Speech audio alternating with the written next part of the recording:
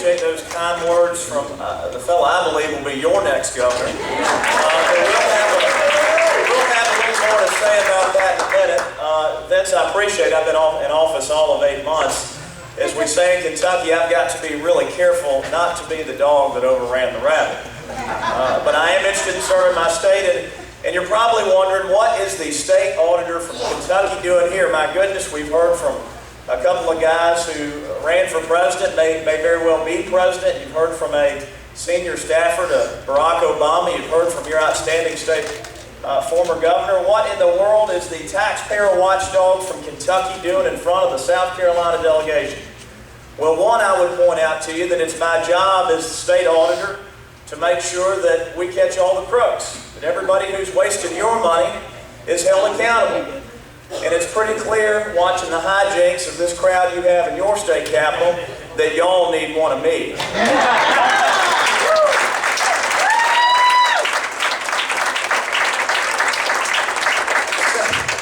Secondly, I'm here to talk to you, having come from a fellow southern state where we do elect Democrats. You know, we've only had a handful of Republican governors since Reconstruction. We have 5 of our 6 constitutional officers are Democrats. We are proof positive that you can get it done. And I think we're a good model for states that are trying to do the right thing like South Carolina. Now people say, Adam, I hear you. I understand that you do a really good job of elected Democrats to the State House. I understand that you overcome difficulty in getting it done in a conservative state. But what is this about Mitch McConnell and Rand Paul? Good grief, you should live with them. Well, there's a very simple answer for that, ladies and gentlemen. That is, in Kentucky, we will do whatever it takes to get the Republicans out of our state, even if it means sending them to Washington. But what matters most, and why it's so important to rebuild the Democratic Party in every corner of this country, is because the issues that most dramatically impact the future, the issues that most dramatically impact and fashion the kind of state or country we're going to live in are state issues.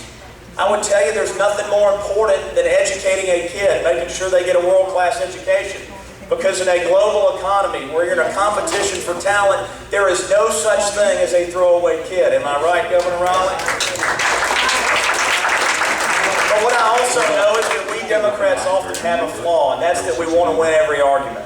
And there's a lesson that I have learned in the hardware stores, in the city centers, and the churchyards.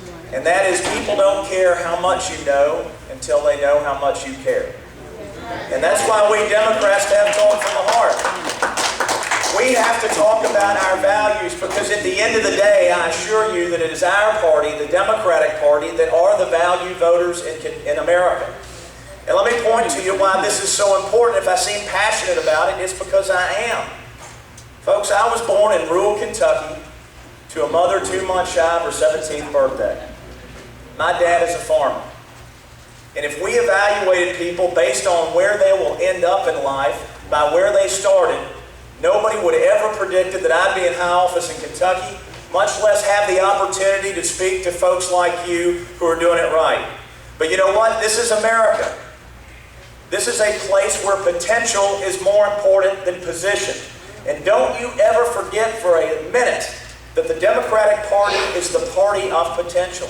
Whether you're the African-American kid born on the wrong side of the tracks, whether you're a young lady who's fighting hard to get into the state legislature, whether you're anybody in between, we're the party that recognizes that if we're going to get to where we want to go as a state and as a country, we're going to do it together.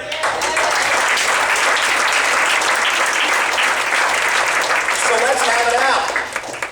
You know, I would submit to you that the Democratic Party is the party of the people, by the people, and for the people.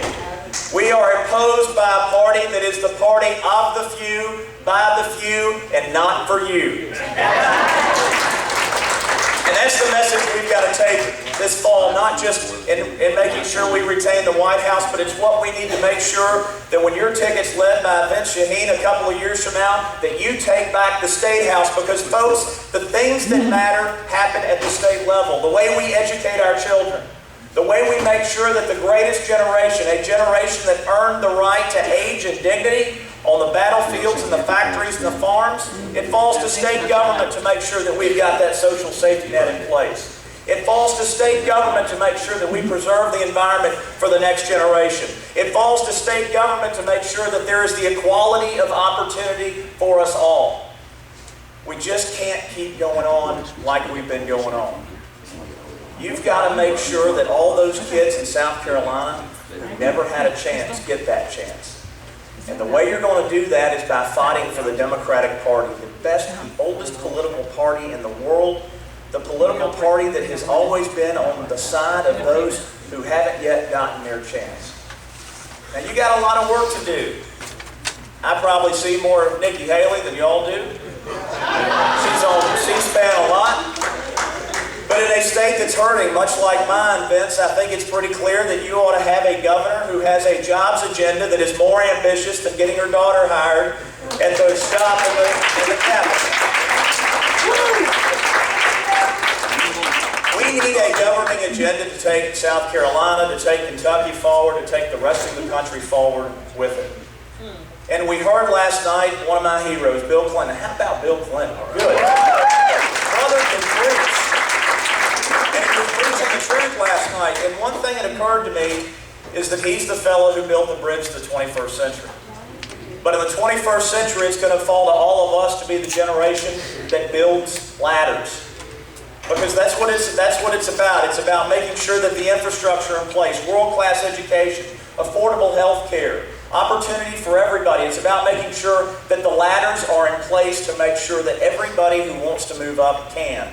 It's about fighting for the middle class. It is about recognizing the nobility of work. We are all made better by the opportunity to work for a living, to take care of our families.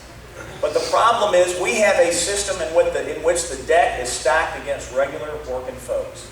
We live in a country now, because of the other crowd, where we tend to value wealth over work.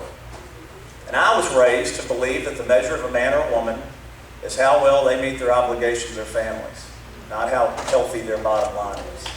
That's what our values are about. And we need to make sure that we are unapologetic, that we're not wimps, that we understand that we're going to fight for people, that they understand that we're on their side, because that's what represents our opportunity to move Kentucky, South Carolina, and every other part of this country forward. Now, I want to conclude by sharing a story for the young people in this room. America's politics, South Carolina politics, Kentucky politics are such a wreck that what we need is to get back into the future business. And folks, I would submit to you that you can't solve old problems without new energy. And I know we've got a political structure that says, wait your turn. Don't wait your turn. The future can't wait. I would submit to you that it was a 29-year-old son of the West Indies who wrote in Federalist 11 that America represents the last best opportunity to vindicate the honor of the human race. It was a 32-year-old Virginian who electrified the world when he wrote that all men are created equal. And it was a 39-year-old Atlanta minister who died in Memphis, making sure that this country lived up to those high ideals. Barack Obama didn't wait his turn. Bill Clinton didn't wait his turn. John Kennedy didn't wait his turn. And Rosa Parks wouldn't sit on the back of the bus. Folks, if we're going to fix all that we love, whether it be the low country of South Carolina or the bluegrass of Kentucky, if we're going to fix that which we love, we can't wait in line. We have to fight for the future, and to do that, we've got to be part of it. I'm honored to be here. I'm honored to be a Democrat. I'm honored to be part of the team that's going to win the future. It's going to make this country, make this state more fair, better opportunity, and a place that we all want to live in. Thank you so much.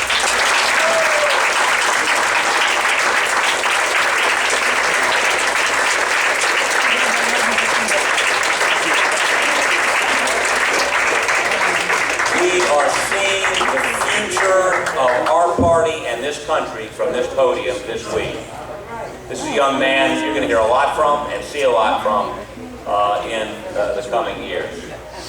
But I am from a different era, and I was sitting here looking out. Where's Kate Patterson? Is he still out there somewhere? Yeah, he is. It is.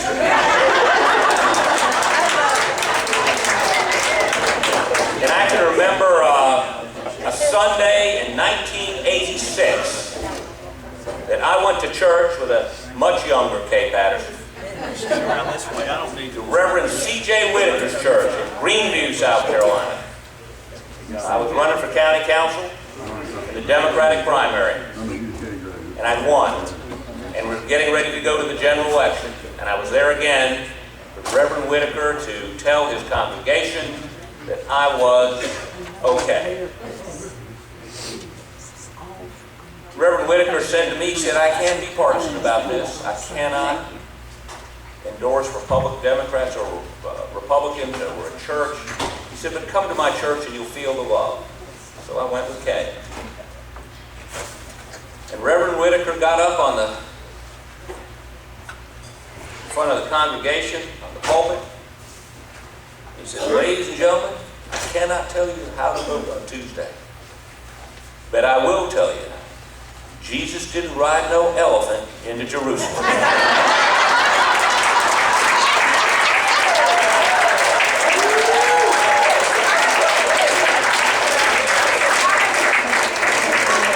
Right, Ken? That's right.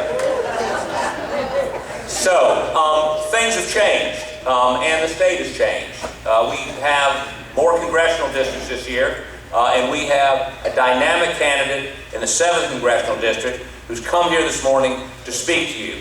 I have contributed to her campaign. I am helping her. The party is helping her. We're all going to help her. So Gloria Tanubu, come up here please. Dr. Tanubu.